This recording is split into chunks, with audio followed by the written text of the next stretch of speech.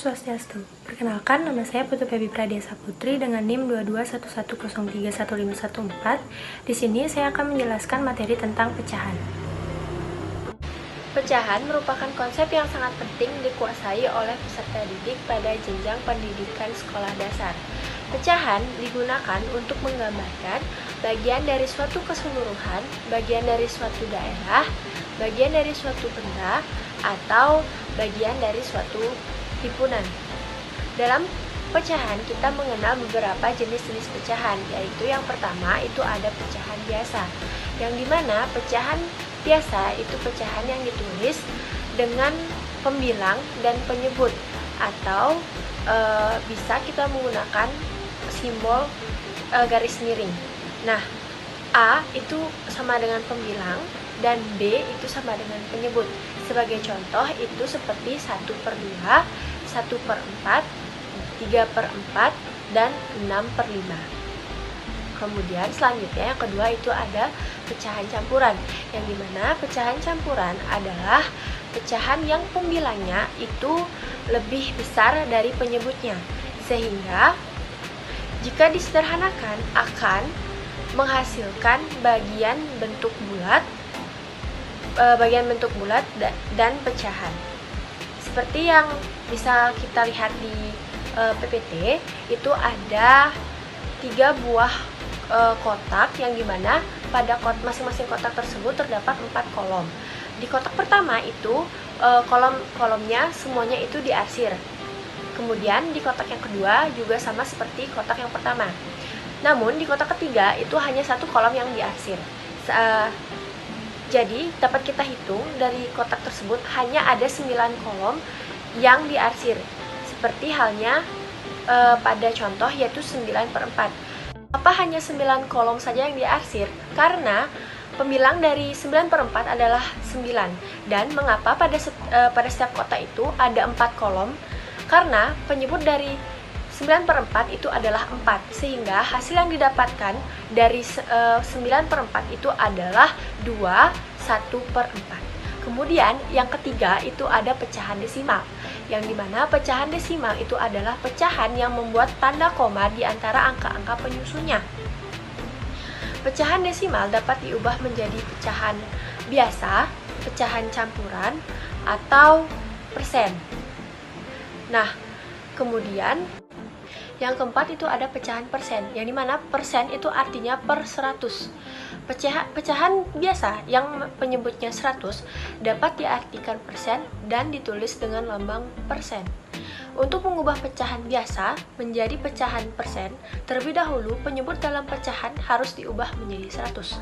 Nah, kita bisa dapat mengambil contoh dari pecahan biasa yaitu 1/2, yang dimana 1 itu sebagai pembilang dan 2 itu sebagai penyebutnya. Nah, untuk mendapatkan hasil 100, kita harus mengalikan 2 dengan 50, karena 2 dikali 50 itu adalah 100. Karena penyebutnya itu kita dikalikan dengan 50, maka pembilangnya pun kita harus juga mengalikan dengan 50. Jadi hasil yang didapatkan adalah 50/100, sehingga dapat dihasilkan menjadi 50%. Kemudian selanjutnya ada pecahan murni atau pecahan yang paling sederhana. Bilangan pecahan murni itu disebut juga bilangan pecahan sejati. Bilangan pecahan yang paling sederhana itu tidak dapat disederhanakan lagi. Sebagai contoh, bilangan murni itu antara lain seperti 1/3, 2/5, dan 5/7. Kemudian selanjutnya itu ada pecahan senama, yang dimana pecahan senama ini bilangan-bilangan pecahan yang mempunyai penyebut sama. Nah, contoh dari bilangan pecahan senama itu antara lain seperti 1/6, 3/6, dan 4/6. Selanjutnya itu ada operasi pada pecahan, yang dimana dalam operasi pada pecahan ini ada penjumlahan pecahan biasa. Poin pertama itu adalah menjumlahkan pecahan yang penyebutnya sama. Langkah penyelesaiannya itu adalah kita harus menjumlahkan pembilang dengan pembilangnya saja, sedangkan penyebutnya tetap. Kita dapat mengambil contoh dari contoh soal, yaitu hitunglah 1/5 ditambah 2/5. Nah, seperti yang dikatakan tadi, kita hanya menjumlahkan pembilangnya saja, yaitu 1 dan 2. 1 adalah pembilang dari 1/5 dan 2 adalah pembilang dari 2/5, sehingga kita menghasilkan 3/5. Karena dari 1 ditambah 2 itu sama dengan 3, jadi yang kita dapatkan adalah 3/5. 3 adalah pembilang dari 3/5 dan 5 adalah penyebut dari 3/5. Kemudian selanjutnya itu ada yang kedua, itu adalah menjumlahkan pecahan yang penyebutnya tidak sama. Sebagai contoh, kita dapat mengemukakan hal tersebut dalam bentuk sebuah cerita. Contohnya, adik mempunyai 1/4 bagian kue yang ada di atas meja. Kemudian, ibu memberikan sepotong lagi yang besarnya 1/2 bagian. Nah, berapa kue adik sekarang? Cara penyelesaiannya yaitu kita harus menyamakan penyebutnya terlebih dahulu. Kemudian yang kedua, jumlahkan pembilangnya, sedangkan penyebutnya itu tetap. Dalam penjumlahan pecahan yang penyebutnya tidak sama, kita dapat menggunakan contoh seperti tadi. Seperti yang sudah ada di PPT, dari cerita tersebut kita memperoleh hasil 1/4 ditambah 1/2. Nah, karena penyebutnya ini belum sama, kita harus menyamakan penyebutnya terlebih dahulu, yaitu kita berpatokan dari 1/4. Karena 1/4 itu lebih besar dari 1/2, sehingga hasil yang diperoleh itu adalah 1/4 ditambah 2/4. Mengapa bisa 2/4? Karena dari 1/2 itu 1 dikali 2 dan 2 dikali 2. Penyebutnya itu dikalikan dengan 2 dan pembilangnya pun dikalikan dengan 2, sehingga hasil yang diperoleh menjadi 2/4. Sehingga 1/4 ditambah 2/4 itu sama dengan 3/4. Maka hasil dari contoh soal yang ada itu hasilnya adalah 3/4. Pada poin kedua itu ada pengurangan pecahan biasa, yang dimana dalam pengurangan pecahan biasa kita menggunakan 2 jenis model pengurangan. Yang pertama itu dengan menggunakan luas daerah. Seperti yang ada di PPT, itu ada soal 4/6 dikurang 1/6, sehingga menghasilkan hasil 3/6. Nah, kita kan menggunakan luas daerah. Jadi di sini dalam PPT itu terdapat 6 buah kolom, yang dimana 4 dari 6 kolom tersebut sudah diarsir. Kemudian kan karena dikurang 1/6, jadi 1 dari kolom yang sudah diarsir itu hilang, sehingga hasil yang didapatkan hanya ada 3 buah kolom yang diarsir dan 3 buah kolom yang tidak. Maka dari itu hasilnya adalah 3/6. Atau kita juga dapat langsung menghitungnya, yaitu dengan 4/6 dikurang 1/6, hasilnya adalah 3/6. Kemudian yang kedua itu ada menggunakan garis bilangan. Seperti yang bisa kita ambil dalam contoh itu adalah 4/6 dikurang 1/6. Seperti yang ada di PPT, dalam garis bilangan tersebut, berdasarkan garis bilangan yang dihasilkan itu, kita dapat menyatakan bahwa 4/6 dikurang 1/6 sama dengan 3/6. Kemudian poin yang ketiga itu ada perkalian pecahan, yang dimana dalam perkalian dengan pecahan ini kita harus memperhatikan langkah-langkah. Yang pertama itu kita harus mengalikan pembilang dengan pembilang, kemudian penyebut dengan penyebut. Kita ambil contoh dari soal nomor 2, yaitu tentukan hasil dari 1/4 dikali 3/6.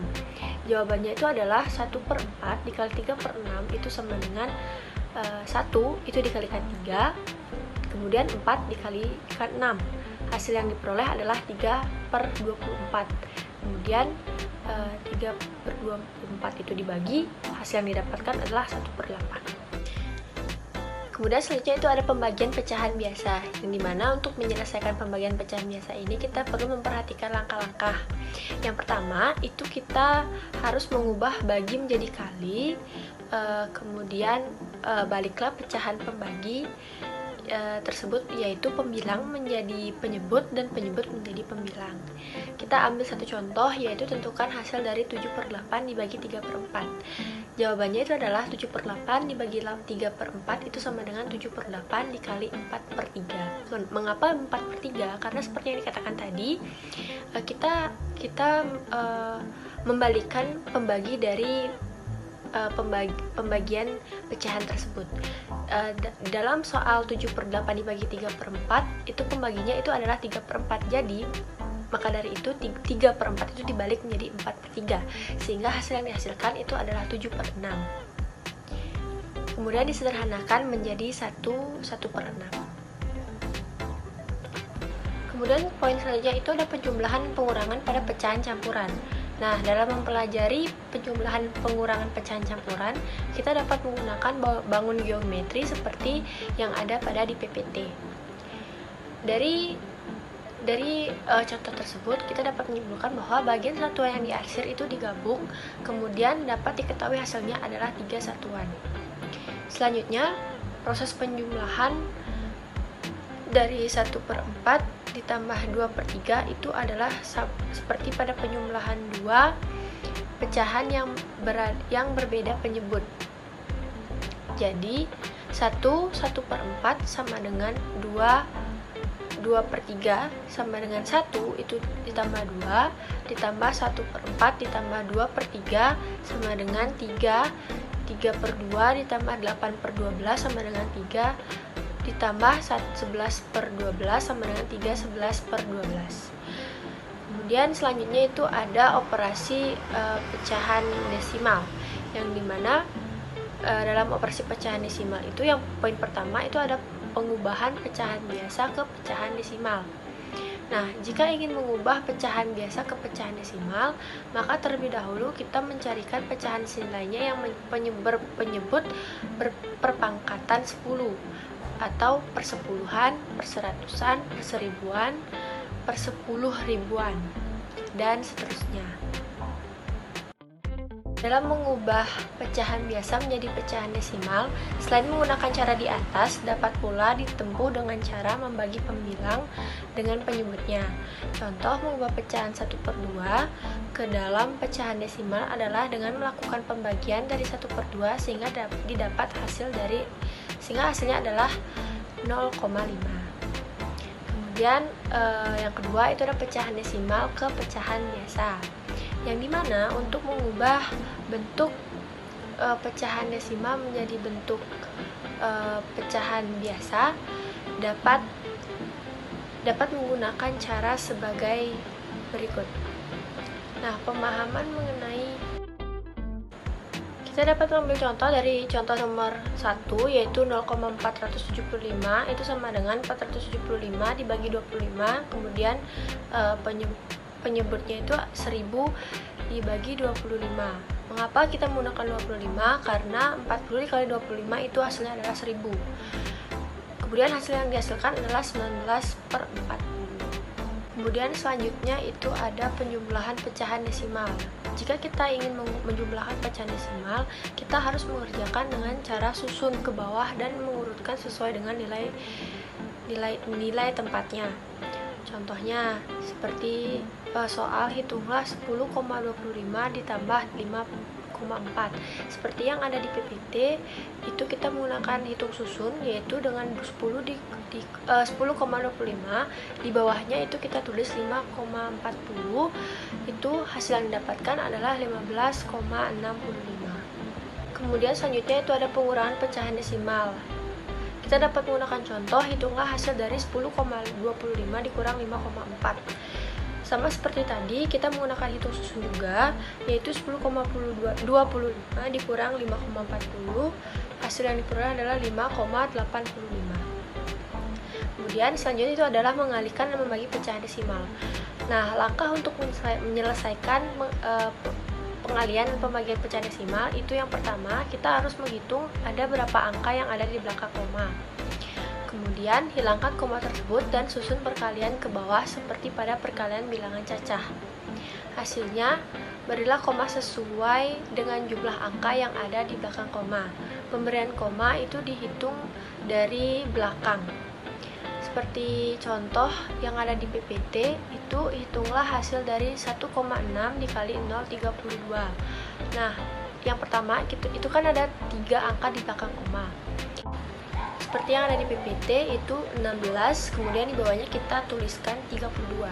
Langkah pertama itu adalah kita harus mengalihkan 6 dengan 2 terlebih dahulu. 6 dikali 2 itu sama dengan 12. Kita hanya tulis 2 terlebih dahulu, kemudian satunya kita simpan. Kemudian langkah selanjutnya itu adalah saat kita mengalihkan 1 dengan 1 dan 2, 1 kali 2. Hasil yang dapatkan adalah 2.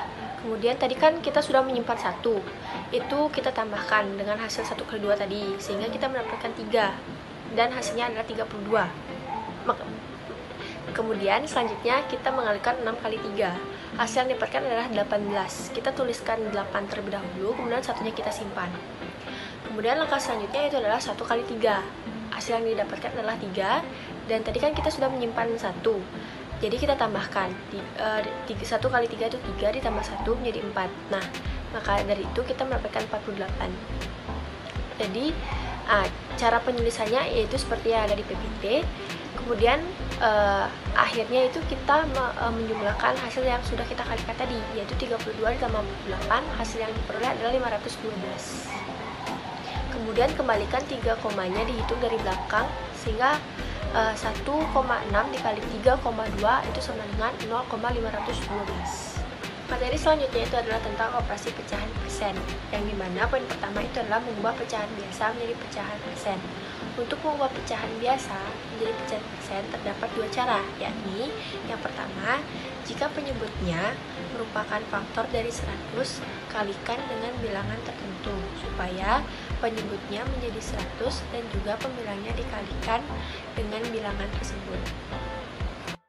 Yang kedua, jika penyebutnya bukan faktor 100, maka ubahlah menjadi pecahan desimal, kemudian kalikan dengan 100%. Nah, dapat kita lihat pada contoh, yaitu 3/5 sama dengan titik berapa persen. Cara menjawabnya yaitu dengan cara yang pertama, itu dengan 3/5 sama dengan 3 dikali 20 per 5 dikali 20. Hasil yang didapatkan adalah 60/100 sama dengan 60%. Mengapa kita menggunakan 20? Karena 5 dikali 20 adalah hasilnya adalah 100. Kemudian karena penyebutnya itu kita kalikan dengan 20, pembilangnya pun kita kalikan juga dengan 20. Sehingga hasil yang diperoleh adalah 60/100 dan hasil akhir adalah 60%. Kemudian selanjutnya itu ada mengubah pecahan desimal menjadi pecahan persen. Langkah penyelesaiannya yaitu kalikan pecahan desimal tersebut dengan 100%. Contoh soalnya itu seperti 0,42 sama dengan berapa persen. Nah, jawabannya adalah 0,42 sama dengan 0,42 itu dikali 100%, sehingga menghasilkan hasil yaitu 42%. Kemudian selanjutnya itu ada pecahan persen dan penerapannya. Nah, pecahan persen itu dikaitkan dengan perhitungan bunga bank, laba rugi, potongan harga, dan lain-lain. Kita bisa menggunakan pecahan dan penerapannya ini dengan contoh soal, yaitu seperti Amir menabung di bank sebesar Rp150.000. Kemudian besar bunga banknya yaitu 15% dalam setahun. Nah, berapa rupiah banyak tabungan Amir setelah 1 tahun? Jawabannya yaitu bunga 1 tahun itu sama dengan 15/100 dikalikan dengan Rp150.000, sehingga menghasilkan hasil yaitu Rp22.500. Jadi tabungan setelah 1 tahun itu sama dengan Rp150.000 dikurang Rp22.500, sehingga hasilnya adalah Rp172.500. Kemudian selanjutnya itu adalah perbandingan, di mana perbandingan itu sering muncul dalam kehidupan sehari-hari. Contohnya, mahasiswa kelas K itu lebih banyak dari kelas U. Artinya, mahasiswa kelas K anggotanya lebih banyak dibanding dengan kelas U. Semisalnya juga harga minyak di warung Ani saat ini itu 2 kali harga beras 1 bulan yang lalu. Artinya, harga beras di warung Ani saat ini dibandingkan dengan harga beras 1 bulan adalah 2:1. Nah, untuk menjelaskan perbandingan kepada anak-anak SD, itu kita perlu menggunakan gambar agar anak-anak SD itu mudah memahami. Seperti kita bisa menggunakan contoh soal, yaitu Audi akan membagian uang sejumlah Rp650.000 kepada Juni, Desa, dan Pebi dengan perbandingan 5 berbanding 7 dan berbanding 8. Nah, tentukan jumlah uang yang diterima masing-masing oleh Juni, Desa, dan Pebi. Nah, penyelesaiannya itu adalah Juni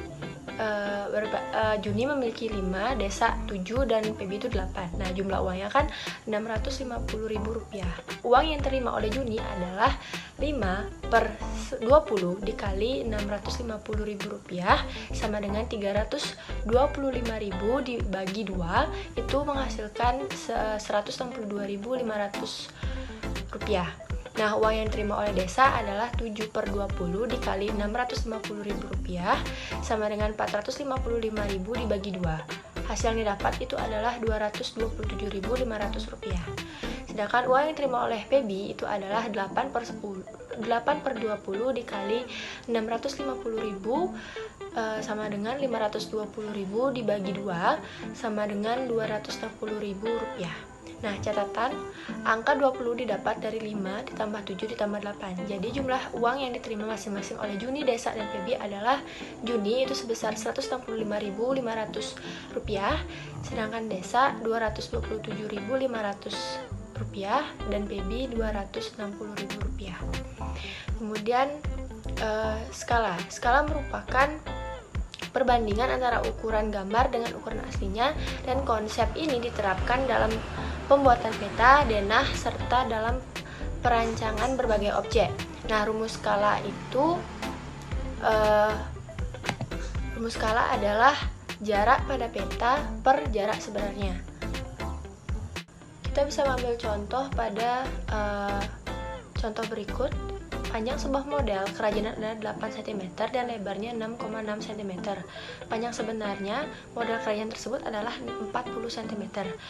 Nah, kita di sini menentukan faktor skala model benda kerajinan tersebut dan menentukan pula lebar sebenarnya model kerajinan tersebut. Penyelesaiannya itu adalah kita kan sudah mengetahui panjang model kerajinan yaitu 8 cm, lebarnya itu 6,6 cm dan panjang sebenarnya itu sama dengan 40 cm. Nah, faktor skala itu rumusnya adalah panjang model per panjang sebenarnya itu sama dengan 8/40 sama dengan 1/5. Dengan demikian, faktor skala model kerajinan tersebut /1/5. Kemudian yang B, panjang model per panjang sebenarnya itu sama dengan lebar model per lebar sebenarnya, sama dengan 8/40 sama dengan 6,6 per lebar sebenarnya. Lebar sebenarnya itu 40 dikali 6,6 per 8 sama dengan 33. Dengan demikian, lebar sebenarnya model kerajinan tersebut adalah 33 cm.